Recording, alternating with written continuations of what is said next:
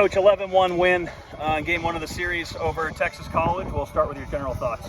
Yeah, Texas College typically has been, one of the lower teams in our conference, and they're working their way back up, ever since COVID. And I think, this is the best team that he's had since. So we knew that they would come in and compete, and they competed with us for a while, and then we were able to take advantage of some miscues in that last inning and ultimately able to put it away.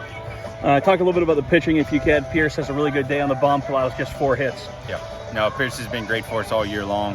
He did what he does. He went in, threw a bunch of strikes, and then James Gay at the back end right there got us one solid inning, and we were able to score after that. Real windy day out here in Alexandria.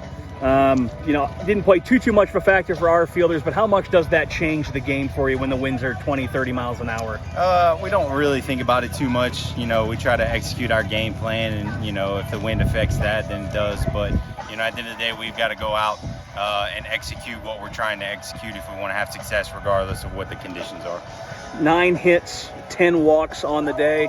Talk a little bit about just the offensive production and the guys being patient at the plate. Yeah, that was ultimately something that led to the big innings throughout the game, and then the last inning for us to score and be able to win that game was just being patient, waiting for pitches that we can really drive, and when we didn't get those pitches, able to take tough pitches in order to get on base for us to score. So Tinarello hits the walk-off down the right field line, off the wall.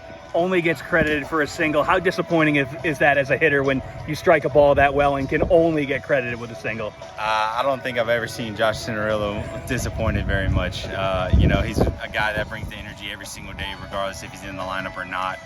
And it was cool to see him be able to have that moment right there at the end. He comes in that inning really just to run bases and then go out on defense was the plan. And then, we were able to get some runners on base for him to be able to ultimately hit a ball really hard. And I think he's all right with the single on that one. Thanks, Coach.